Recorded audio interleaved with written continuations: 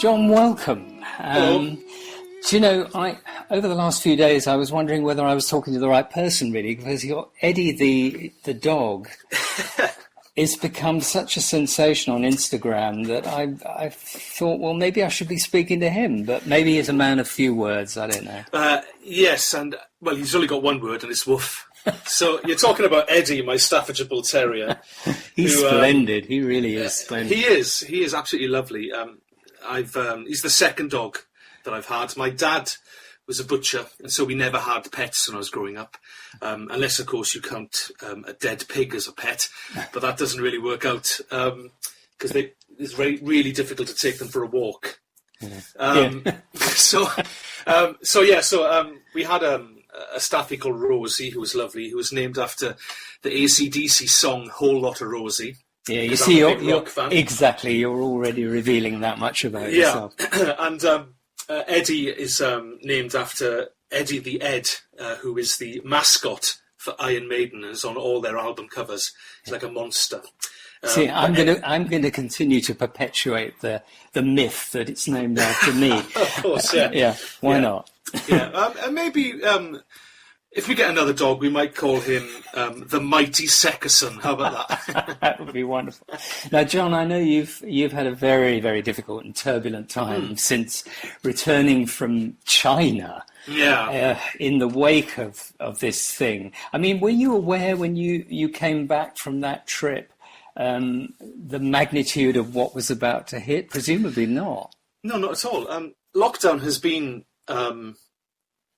extraordinary. That's the best word for it, I think. It's really, I mean, as an actor, you spend periods of time where you're not doing anything and you're at home and you haven't got any money. So lockdown in that respect is not that unusual for a performer. It's just the length of it's quite unusual, and there's no possibility of work at the moment at the end of that period of time. But I was in China doing concerts with Earl Carpenter, who's a former Phantom and colleague from Les Mis, and we put these concerts together years ago, and he's been producing them all over the place, and he took it to China a few years ago, and he had the opportunity to take it back this January to Shanghai and Beijing. And he invited me along, and I jumped at the chance because I've never been to China. And we get out there, and the pollution is incredible there. It is really incredible. And just, you can taste it, you can see it. Wow. And there's nothing quite like it. You've never been to China, have you? No, I haven't. No. You see? Well, it's a fascinating place. It's not really ready for West End musicals, though they are trying. They've had a few things going on there, but it's not part of their culture. It's not really built into it. It's going to take a lot of work to get shows going. But however, when we took the Three Phantoms over, Earl and I both got unwell because we've both got asthma. I was diagnosed with asthma a few years ago.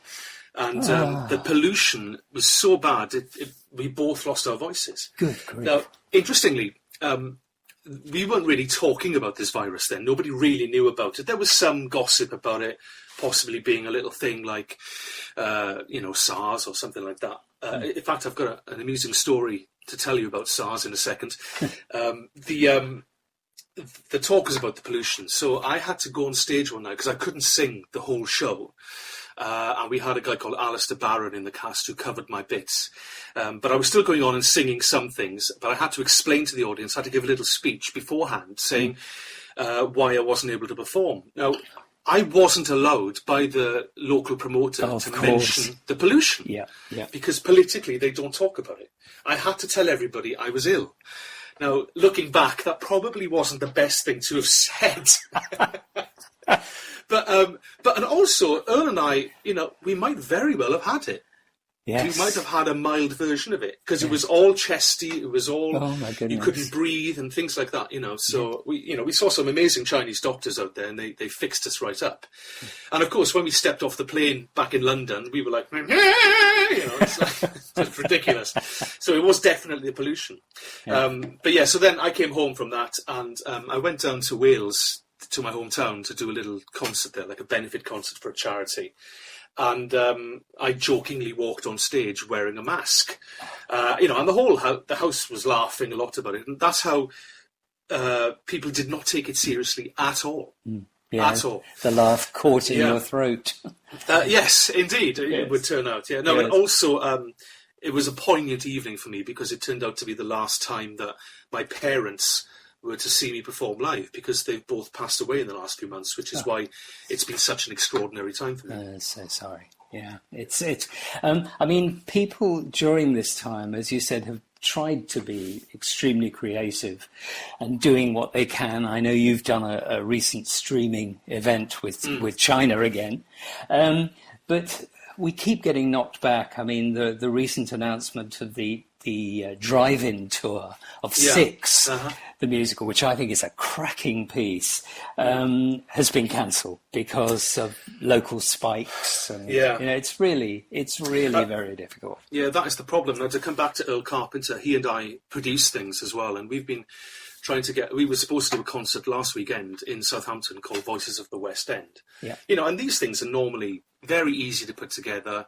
You get a good cast, you get a good team, and the audiences come because they like to see, in the provinces and the regions, they like to see good high-class performers performing high-class material.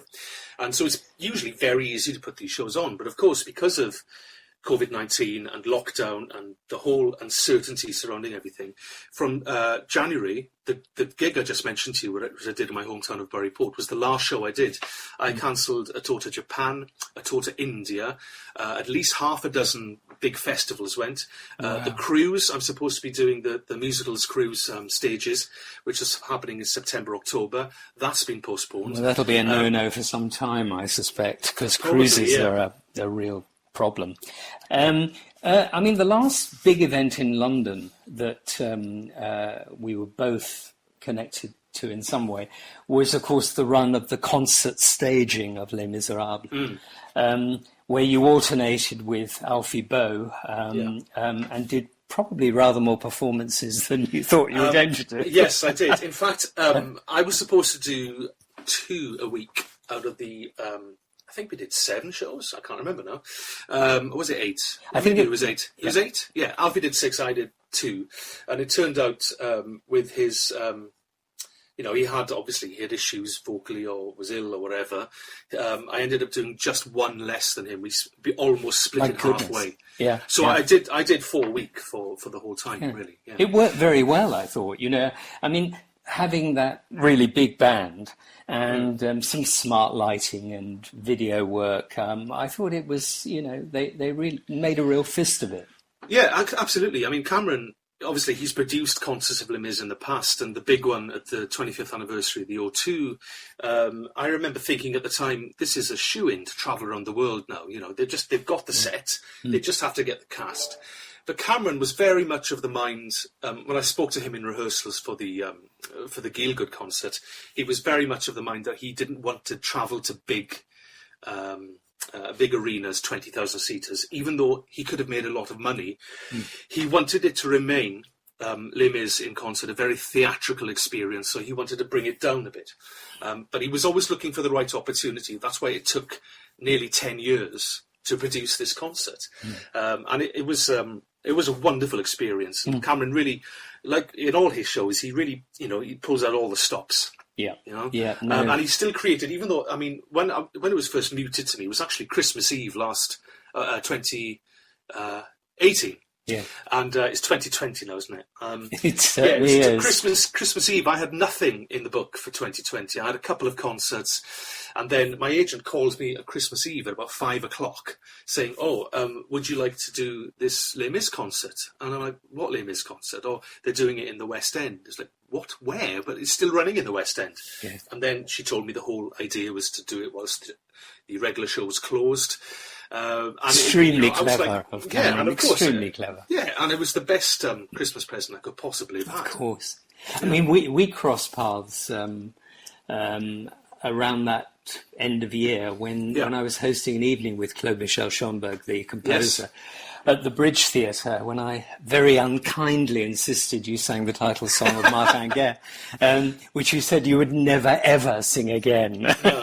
No, it was, I felt very guilty then, John. Well, please don't. I mean, it was an interesting experience. It was You sang it fabulously, though. Well, really thank you very much. fabulously. I was also coming out of the flu at that point. Yeah. Ironically, it's all about illness, isn't it? Oh. And so add to that the stress of trying to remember the lyrics. It was quite a stressful evening, but it was lovely to be there and be part of it. And it was terrific. You've got quite an instrument. I mean, you've already revealed to us that you're a committed old rocker, but the instrument is considerable, and I just wondered whether you'd ever considered going down the other road, and did you ever have operatic aspirations for the voice? No, not really. I think that's mostly to do with my upbringing. That's interesting. Yeah, I think looking back now, my parents never had a hi-fi at home. They never had any stereos. I was the first person in my family to have a stereo.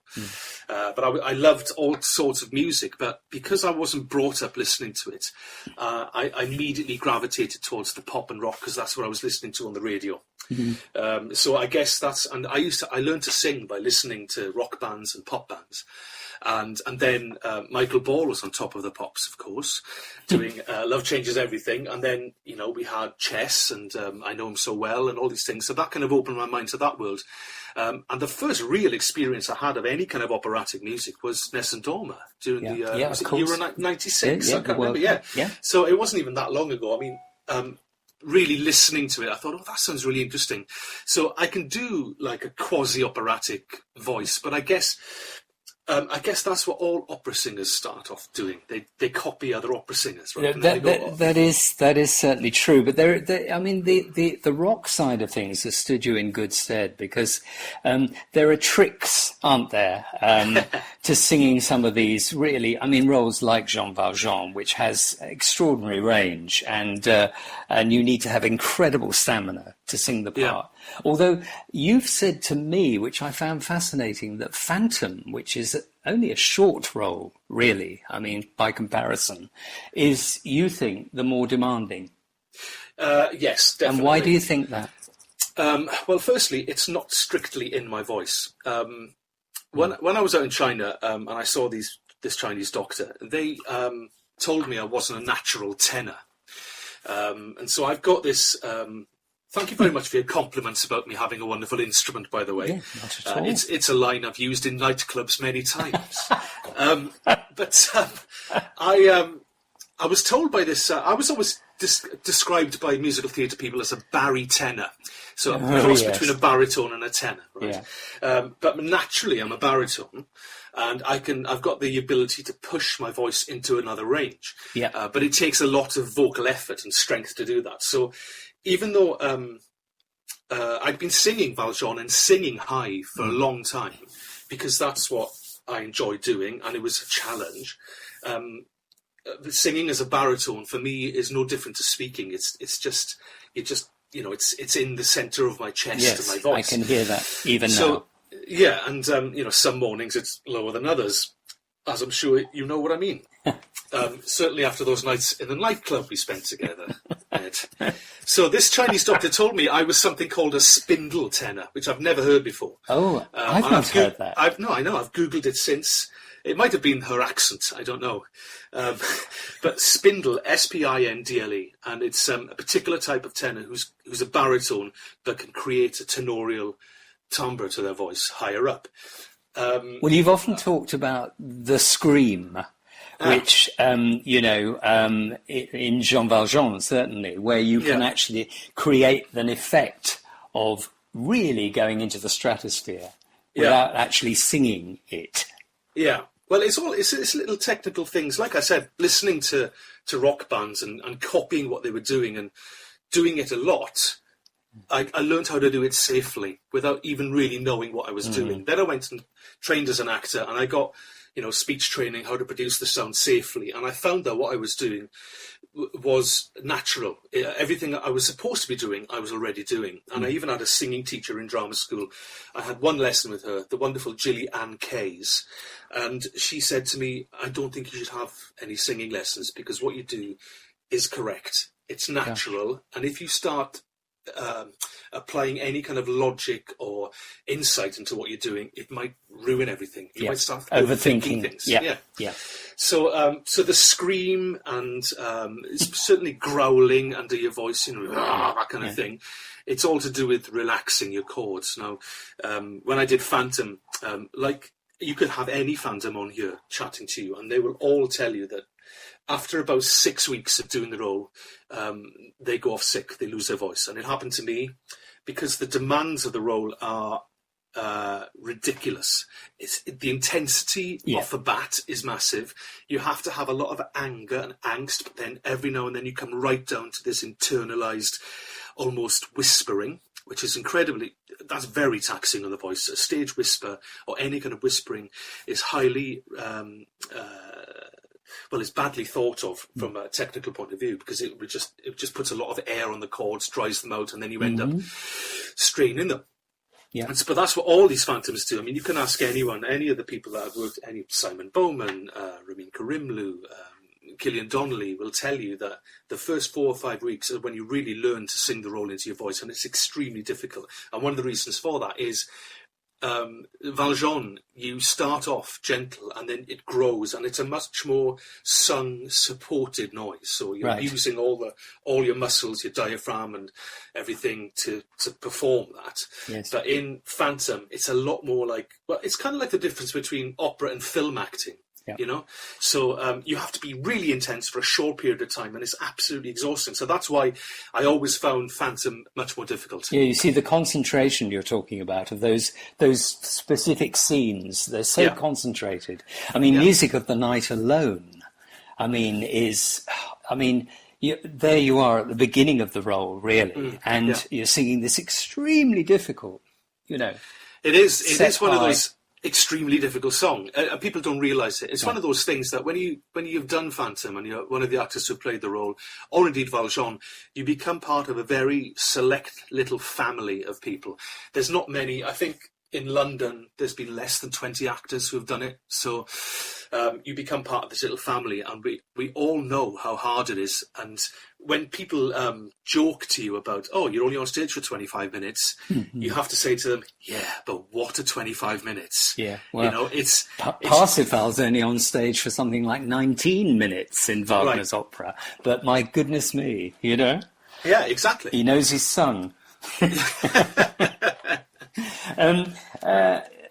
I thought you'd have been a shoo-in for the sequel to Phantom, Love Never Dies. In fact, when we did our Pizza Express gig, you sang that terrific ballad. I think it's one of Lloyd Webber's best, Till I Hear You Sing. Yeah. And you sang it in the higher key, so there's a top C in there. It was something like that. I think it was, outrageous, wasn't it? Yeah. But I did tell the story behind that on the night. Yes. Well, tell it now. But of course I will. So I originally auditioned for the role, and I believe it was down between myself and Ramin Karimloo. Now, I'll tell you a little story that a lot of people don't know, but originally they were talking to me about doing the workshop in Sidmonton. Mm-hmm. And then Andrew saw somebody, I think was it Tim Rogers? It might have been a guy called Tim Rogers. I know. Really a great singer, great actor, lovely guy. And he was doing, I think, Aspects of Love, and Andrew had seen him and went, actually, that's what I want. I want that kind of rocky, raspy sound to the Phantom, and not John's kind of produced, operatic sound, which was something I was applying to the role at the time. So they said, sorry, we're not going to use you for that anymore. And I was like, oh, what a shame, never mind. And they, as a way of saying sorry, they gave me a concert in Melbourne in Australia. So I flew around the world with my wife, first class, stayed in an amazing hotel, and I did a 20-minute corporate concert for Toyota in Melbourne with because Anthony Warlow couldn't do it, so they booked me, and then I had Deborah Byrne and a whole bunch of Australian names, and it was like, what a brilliant experience. Anyway, I come home, all happy, knowing that the workshop had happened that week, and I popped into the Her Majesty's Theatre to see Ramin, because he was playing Phantom at the time, and I saw a little programme on the table from Sidmonton Festival, because he prints these programmes, Andrew, and I said, did you go and see that? He goes, oh no, I was in it. I said, what do you mean you were in it? Oops. Yeah, what do you mean you were in it? Who are you playing? Oh, the Phantom. Wait, hang on, what happened to Tim Rogers? apparently they got rid of him and they booked me. And I thought, if I wasn't in Melbourne. Yeah. However, it's a long way of saying I didn't get the role. And, I still auditioned for it. And I was still, I believe, down to the last two, but I never quite got past what they were looking for. And they were obviously looking for someone like Ramin.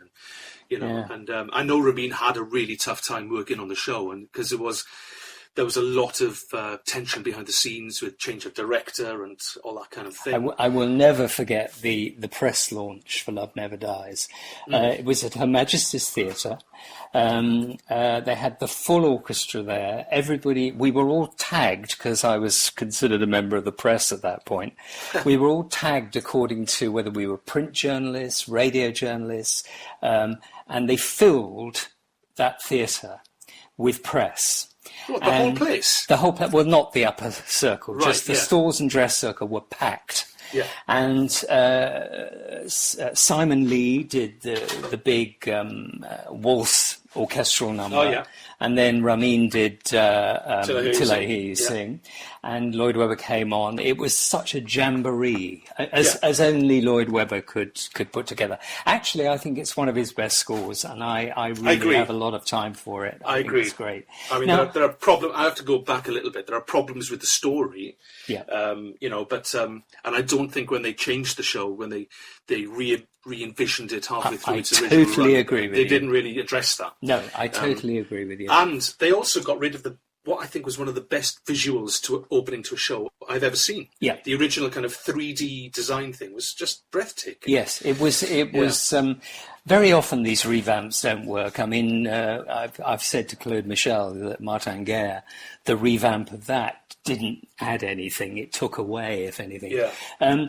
Speaking of workshops, though, John, you were part of a workshop for a show based on Lloyd Webber's very indiscreet biography. I've not read it. I was hoping to get a free copy of him, but I've not read it. But I have been told I'm not in it, so why would I bother? But why? You were part of the workshop. I was going to say, is there any advance on that? Will it ever be done? This actually comes back to what we were just talking about the new version of Till I Hear You Sing that I sang up the octave. Yeah. Because we were in rehearsal for that. It was myself, Andrew Lloyd Webber, all the production team. We were downstairs in the bowels of Drury Lane Theatre, because I don't know if any listeners have ever been backstage at Drury Lane, but it's absolutely enormous. It's like a rabbit warren. It's like a little underground city. And there's this huge ballet rehearsal room deep in the bowels of the theatre. We were rehearsing in there on a Saturday morning, and it was about 10 a.m. And I had some... who was in the cast? Let me try and remember. It's Michael Xavier, Tyrone Huntley, Rhea Jones... myself, anyway, a bunch of great people. Yeah. And it was 10 o'clock in the morning, and Andrew had given me to sing High Flying Adored, Love Changes Everything, Till I Hear You Sing, Music of the Night. And because they'd structured this show, it's basically, Andrew wanted to create something that was his version of the best of Andrew Lloyd Webber. Yes. So why should he let other people take that show around when he could own it himself and create something that was what it turned out to be a lot of fun? He was putting together little sections of the show, and when I got to Love Changes Everything, they took it down. So instead of me singing a top B flat, which, let's be honest, is the whole point of that song. Of course. Terrible song. Really awful song, I think. Not his best. No. Originally written for Phantom of the Opera. I don't know if you knew that. Oh, I didn't know that, no. Right, well, interestingly, that was supposed to be sung by Raoul when he first sees Christine and he goes backstage. There was a little number that he had. It had different lyrics, but it became Love Changes Everything. He did well to take it out, I think. Well, apparently it wasn't Lloyd Webber's decision. It was Michael Crawford who insisted that he should be the only man in the show to have a solo. And he was right, because he basically, having a solo like Love Changes Everything with a big note at the end, or whatever lyrics it would have had, just before Music of the Night would totally taken the wind out of the Phantom Sails. So he was right there, Crawford. Anyway, back to the Drury Lane story. 10 a.m. in the morning, Lloyd Webber had changed the key of Love Changes Everything so it fitted in with other songs. I think it was sandwiched between No Matter What and Don't Cry For Me Argentina, and they had to change the key to make them flow. And I was like, oh, that's just disappointing. It will look like I can't sing it, but never mind. At least I got Till I Hear You Sing, and I've got Music of the Night. So we get to Till I Hear You Sing, and there were 2 songs either side of that, and Lloyd Webber was like, we need to change the key of this. And I was like, oh, please, Andrew, don't do that. People are going to think I can't sing these songs. Yes. And he said, well, I mean, the only other option is to take it up. You can't do that, can you? I went, yeah, I can. Always bravura. say yes. Yeah, yes. And of course, 10 o'clock on a Saturday morning, I had to then demonstrate this to the entire cast, production team, stage management, and myself, and of course, Lord Lloyd Webber, that I could sing Till I Hear You Sing up the octave. So I did it. And then he said, oh, that works brilliantly. And I went, to be honest, Andrew, I nearly burst my balls then doing that. I think the song, you wrote it originally in that key because it works so effectively in that key. Yeah. If you change the key for this particular production, you might ruin the impact of that song. So why can't you just change the keys of the songs around it? Yes. And that's what he did. God, that was brave of you, actually. It was probably, it was. You obviously caught him in a good mood. Do you know what? He was great. He was absolutely great during He can be great, I did one of the last big print interviews I ever did for The Independent, just before Love Never Dies opened, and he'd been moaning to his brother Julian that nobody ever wrote intelligently about him, about his music. Yeah. And Julian said, well, you keep courting all these tabloid journalists, Andrew, why don't you get a music journalist to do it? And he mentioned me. And we'd met before, but Andrew forgets who he's met half the time. He meets so many people. But we did an interview together, and it was a very musical one. And I have to say, it's the only article I've ever read, though I say so myself, which addresses him in musical terms as the kind of throwback composer he is. Nobody writes like him anymore. It's something from the past. Anyway, he was my best buddy for about 2 hours, and I've never seen him since. But interestingly, there's a rumour that goes around the West End that Andrew Lloyd Webber has a medical condition where he can't remember people's faces. I'm not sure if that's true. That might just be something created by his team to. Well, even if it's not true, it's a damn good excuse. Now, John, these milestones of Les Misérables and Phantom, you've sung them. Well, you've sung. You were the youngest Jean Valjean, weren't you? And you probably sung more performances than anybody else, haven't you? I've never thought about it, but probably. But to some extent, have the milestones become millstones in terms of how producers think of you and see you? Yeah, they have. I've thought about this a lot, but. When you get a role at 26, when you get offered a role at Jean Valjean, you don't turn it down because, I'm too young. I mean, looking back, I was too young. And then I think I was 30 or 31 when I did Phantom. And, I left drama school in 1994 with, half a dozen little ambitions. And I ticked them all off, working with Sondheim, working at the National, doing a professional Shakespeare play. Yes, you did Little Night Music, didn't you? I did Little Night Music at the National Theatre. And also a cast recording, I did that, but I wasn't on the original. It's another little story for you. The original cast recording of Judi Dench's version of A Little Night Music, which was at the National in 95, 96. I couldn't do the cast recording. I'd left the production to go and do something else. I was doing a Molière play up in Leeds with Toby Jones. Toby Jones? Yes. Freddie Jones' son. Wonderful director. It was a really interesting production where I had to sing quasi-opera and then do like a 5-minute monologue and play the guitar, none of which I professed to being any good at. So, but I got away with it. But I couldn't do the recording of A Little Night Music because I was in tech for this show. So my best friend, who was also my understudy in the show, he had taken over the role and he was doing it. And I said to the producer, Jonathan Charlotte, I said, look, is there any way I can get my name put on the credits in the CD as a little memento of me being part of it. Yeah. And he said, of course, darling, no problem at all. So they did that. And then a year later, I got a royalty check for the album because the people checking the royalties, they basically look at it and go, all the names, and then they pay people. Oh, and fabulous. I wasn't even on the album. That's fabulous. So, that's a wonderful story. Because I've often thought, there are, there aren't that many new musicals, but there are things that one thinks you might have been a shoo-in for. I know you've done a lot of concert performances of musicals like The Hired Man, but I do often wonder whether you would like to go back to originating a role or doing a big revival, 8 shows a week.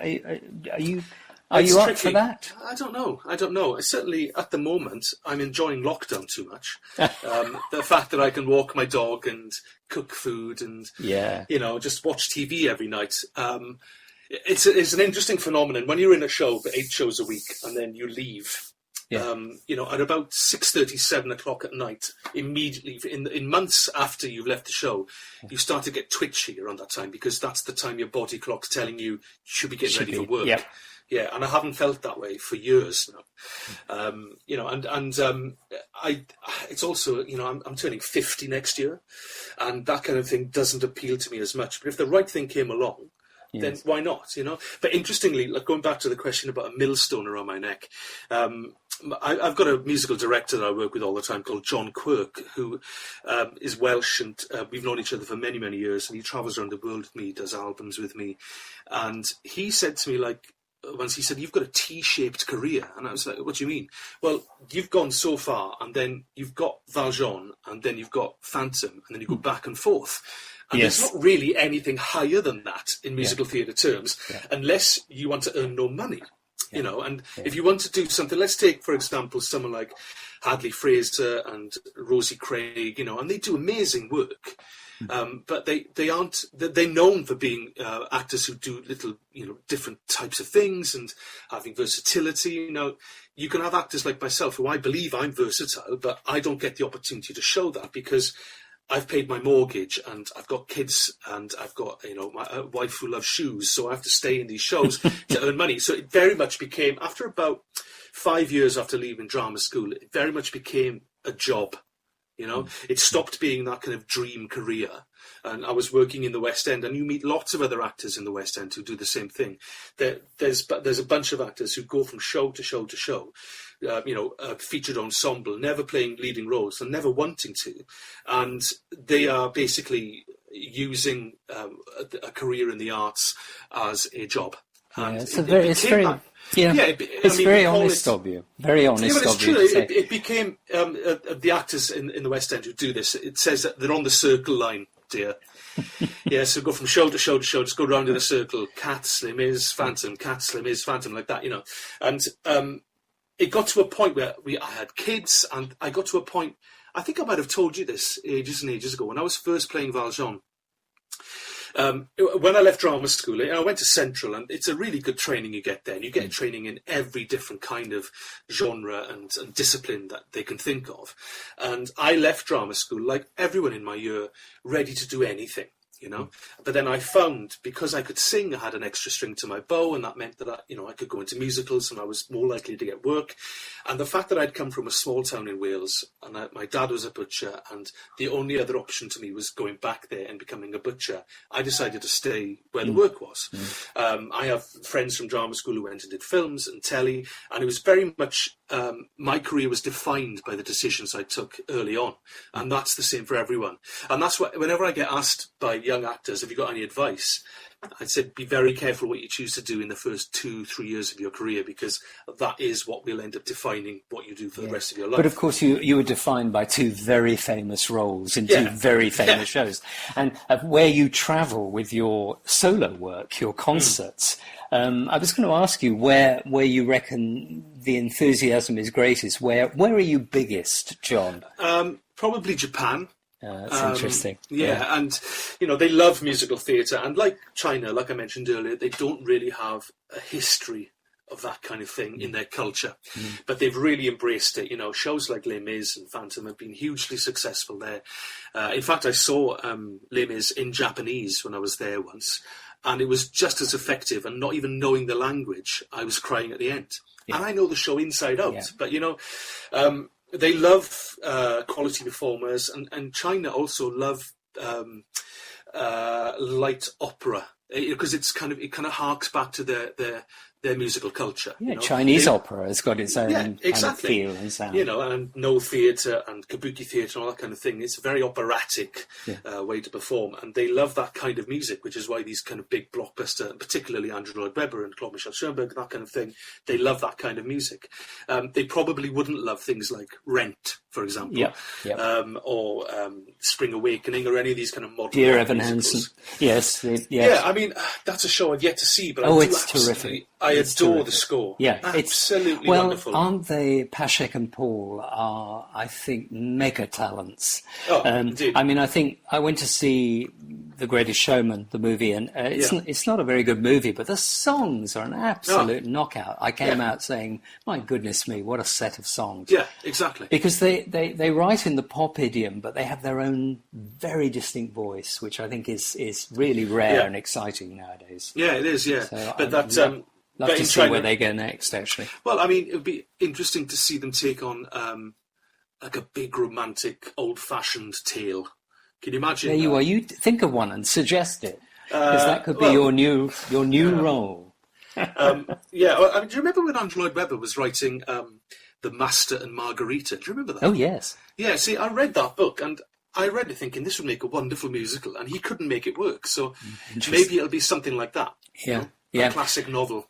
I've always thought of you as doing. I'd love to see you do Billy Bigelow. Actually, I mean, there's a role that would be very, very suited to you. Well, thank you very much. Something I would have loved to have done, but I think that sadly, that might have passed me by now. And also, it's this is one of the reasons why Eddie is he's so popular on Instagram. He's extremely good looking, and that is the kind of thing. I remember sitting once with Trevor Jackson, the casting director and associate producer for Cameron Mackintosh, and we were watching. Ramin was on stage doing Enjolras. When was this now? He was in the show originally, not in the concert. And I was in visiting the theatre, and Ramin was about to take over as Phantom. And I said to Trevor, "Oh, so are you excited by that?" And he goes, "Yes, I know, darling, but why would you cover that face with a mask?"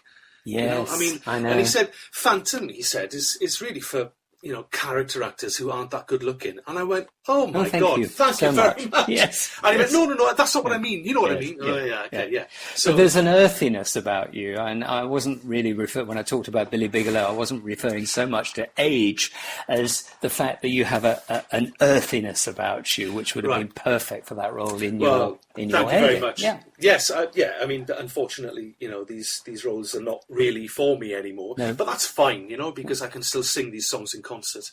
And Carousel is one of my favourite musicals, but it is flawed, like a lot of Rodgers and Hammerstein's work. There are moments like I'm fascinated to see how Daniel Evans is going to tackle the inherent racism in South Pacific, for example. Well, he's probably going to underline it, I would think, because it's there in the show. Yeah. But when he did Showboat, of course, he very much underlined it. Just in the way he blocked the show, but absolutely. These are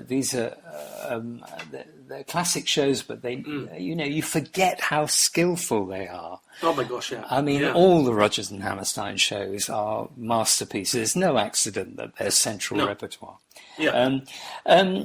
So, I mean, you're quite happy until someone writes a role specially for you. I mean, The Wild Party was something you did at the Other Palace, Michael John LaCusa's version, not the Andrew Lipper version, which I'd love to see as well. They're utterly different treatments of the same Well, piece. I mean, I must say, I didn't really know the Andrew Lipper one. Unusual for a drama student, but I remember listening to the LaCusa one, thinking, my God, this is one of the hardest things I've ever heard. How on earth did they learn this? 1995, and then years later, I'm in the room with him, going, why have you written this? It's so difficult. I didn't really know the Lipper one. And that's because a friend of mine, Grant Olding, who is a composer who did the music for One Man, Two Governors and works with Drew McConey a lot. I think he might have mentioned me to Drew when Drew was casting the show. And it was one of those things that Grant and I listened to this score. Because of Grant's influence, I never listened to the Lipper one. So when I came to the Choose a Score and I was doing Wild Party, I wasn't even really aware of the Lipper one. And I purposefully stayed away from it then because I didn't want my interpretation of Burrs, the character I played, coloured by another version. Especially because in the Lipper one, he's a clown. But in the Lechuza one, he's a minstrel, and all that entails. Now, interestingly, I spent months researching minstrels and how they performed, and it's actually the character is a minstrel for a reason in the show. It's very central to how other people treat him, and it's very central to the denouement of the show, which is quite shocking. Oh, and, incredibly shocking! I saw Mandy Patinkin do it on Broadway with Eartha Kitt and that wonderful Australian actress. What's her name? Senior Moments. Why did you have to say that? I would have said her name if you hadn't thrown that. Her name is, and she was brilliant in it as well. Fabulous. We'll come back to it maybe if you can't think of it. Terry? No, that's not right. No. Oh, anyway. Yeah. No. Nearly? No. Nearly, okay. Right. Nearly. This is interesting, listeners, isn't it? Yes. Yes. Two old men just umming and ahhing about somebody they can't remember, whilst everyone listening to this is shouting the name at us. Oh dear me! Well, that'll be fun. They can pick it up. She was in The Sixth Sense. She was wonderful in The Sixth Sense. Of course, that film. You're terrible, Muriel's Wedding. Yes. What's her name? Yes. She was in a recent film, an excellent film called Knives Out. Have you seen that? Yes. I can remember everything she's been in, but not a bloody name. Anyway, they really blew the big moment in this show because you should have come on, dare I say the phrase, in blackface. Yeah, blacked up, yeah. Well, I was supposed to. And so, there was a whole bunch of, black people in the cast who were all totally for it. We discussed it at length in rehearsal. And, I coloured, that's a terrible choice of word, but I coloured my performance so it had little inflections that nodded towards his minstrel life. You didn't really see it. I mean, he comes on in the very beginning, full minstrel, there's a whole minstrel number, and then I put little kind of mannerisms into my character in his normal everyday life where you saw that he was a minstrel and he couldn't shake it. So it was kind of hinting towards what his character was actually like, that he was actually racist and he loved being a minstrel because he loved taking the mickey out of black people. Absolutely. But then there's reasons in the show why other characters treat him differently. I mean, he wants to go and work on Broadway, and there's two producers invited to the party that he wants to kind of court to get them to take him there, but they don't take him because he's a minstrel, and they are kind of, and they're two Jewish guys, and they're all about the race, and it's all kind of unsaid. It's all subtext. Tony Collette is the Tony name. Collette, that's right. I wasn't far off with Terry. No. Yeah. Yeah. Yeah. You just Google that while I was talking. I did. You did, didn't you? I did.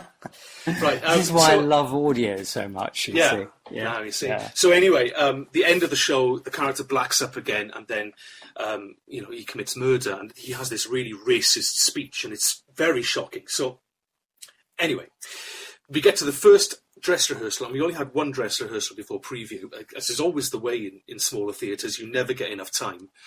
And I blacked up and everything, and I did this little thing where I'd kind of melted the eyes, so it looked like I'd been crying as well. So it was kind of like a really kind of hideous face at the end. I walked on and I did the whole scene, and then Drew McConey, the director, and Paul Taylor Mills, the producer, took me to one side and said, "We can't do it. It's too shocking. Yeah, we can't do it. It's too." I said, "But I've been studying. Why didn't we make this decision weeks ago? I've now got a day and a half to change my entire performance and put on clown face." Yeah. But it took away all the power. And so. it was so frustrating for me as a performer. I'm sure. I understand their reasons completely, because there was at the time a big problem. Some show had done Yellowface, and but it wasn't inherent to the plot. And I remember talking to Michael John LaChusa. I saw him I was doing a gig on in 54 Below on Broadway about a year later, and he came along to that, and he said he was so disappointed in the ending of the production because that's not what the original and his version, his score is so edgy, that kind of jazz age madness, you know. It's extraordinary, and a level of genius, I think. Well, he's a great talent. Incredible writer, yeah. Never really been... the most challenging interview I have ever done. I can imagine. Truly. I prepared to within an inch of my life, and he took it entirely for granted that I had really researched and listened to everything. Yeah. Which was threw me a bit, but I mean, he is a genius of sorts. Yeah, and, totally. Yeah, yeah. And, he's got his dark side, but I got on really well with him, and Donna McKechnie, who was in the show, legend, who I duetted with in 54 Below. I mean, she's such a lovely person. Wonderful. Yeah. Chorus line for the benefit of people who might not know the original chassis and the original cast of Company. Yeah. And interestingly, I stayed in Stephanie Zimbalist's apartment, who's also in the original cast of Company, because I called Donna up and I said, is there anywhere I can stay that you know about? And she said, oh, yeah. So I stayed in Stephanie Zimbalist's apartment, who's original Company member of Company. I'm sitting there going, look at all this memorabilia. It's amazing. It's extraordinary. Yeah. So you're not really, to round things up here, John, you're not really... missing the concert circuit at the moment? Are you singing every day? Are you keeping the voice oiled? No, I'm not, and that's much to my annoyance. I'm drinking too much gin and tonic. I think that's the problem. 7 o'clock at night, you think, gin, darling, of course, darling. Dries out the chords, doesn't it? It does, yeah. But, I think I've earned a break. Oh, yes. And interestingly, though, to talk about how difficult it is to get work off the ground in lockdown. Now, obviously, my parents both passed away in the last few months, and that's been kind of my focus. And I must say that it wasn't COVID related, but it was just very unfortunate circumstances that they both passed away so close together. So that's taken up all my time, and now I'm only just starting to get back into the thought of work and everything like that. And streaming seems to be the way forward. I think live work is extremely difficult to try and get back on. I'm working with Earl Carpenter again on producing some outdoor concerts, and the amount of problems that you have to surmount to try and do this, and then you can't even get that many people into that's space. The biggest problem. I mean, Regent's Park, you've probably heard, are doing Jesus Christ Superstar for 16 weeks in concert this summer. But they're only having a maximum audience of 350 in a 1,200-seater. Yeah. So the sums, are tricky. Yeah. And, I'm waiting to hear about some live conversation events which may or may not take place, the idea being that you have a small audience and you simultaneously stream as well. These are all possible, but I think really nothing's going to happen seriously until next year. I think you're right. Even if they were to find a vaccine, and there's talk that they might be close right now, it's not going to enter the population for another 6 months at least. I think that's true, and we're all just going to have to adapt until then. Yeah, and the problem I had is actually I had work lined up for next year. I had a world tour of something lined up, and it's not happening now. It might take another year before it happens. It will happen, but are they just nervous about it? Well, it's the knock-on effect from this year. And, everything that this company I was working with were planning for this year is now being put back a year. And, if it's even put on at all. So I've really, in effect, lost 2 years' work because of COVID-19. And that's, that's fine. It is what it is. I'm not complaining, because I could be working down a mine or I could have COVID. But it's just extremely... when I see actors complain about, I haven't got any work, I don't know what's happening, well, that's what you signed up for when you became an actor. Yes. So I just have to take the rough with the smooth. And I feel for the young ones though, who are trying to get a step on the ladder. Yeah. And it's we've had big opportunities and seized them, but I do feel for them. I think the best way of looking at it is just to say to oneself, we're all in the same boat. We have all lost a year, effectively. Yeah. How can we stop this sort of thing ever happening again, which is a moot point because it's all tied into what we're doing to the planet and, all that. But I think there will be a vaccine early next year. I think things will start to happen. But look, it's great to talk to you, John. And keep enjoying Netflix and the rock music. Is that what you listen to most of all when you sit down to just listen to music? Is it your rock stuff? Well, it's tricky, really. I have a hugely eclectic taste, but rock is where I go to. It's my happy place. I used to listen to it every night before I went on stage as Phantom or Valjean because it G'd me up and got me going. And then when I came off stage, I used to listen to it to clean my brain of musical theatre. So I wasn't singing Andrew Lloyd Webber, All I Ask of You, on the tube home, So much to the annoyance of my dressing room partners or people in the rooms next to me. I remember when I used to do Phantom, I used to play it so loud in my dressing room when I was getting the makeup on that they could hear it in the auditorium. And I used to get told off all the time, especially when it was like German industrial metal or something like that, by Rammstein. It's really loud noise, And I remember my dresser, Richard, proper old school dresser, almost like Tom Courtney in the play, dresser. And he used to shine my shoes beautifully. He did an amazing job. He used to shine my shoes every night, and he used to put cotton wool in his ears so he didn't hear the music. And one night he'd run out of cotton wool, and I was playing Rammstein, this really loud German heavy metal band who sing in German, and he came in and said to me, Who are these? I really like them. And he's like a 60-year-old gay guy. Yes. And it was just that kind of thing. It's like we were talking about opera, and until the doors open to you, you don't really know what you're missing, do you? Yeah. No, exactly. But I do listen to a lot of different types of music, but heavy metal is where my heart is, really. Yeah. Well, someone's just offered me an interview with Rick Wakeman.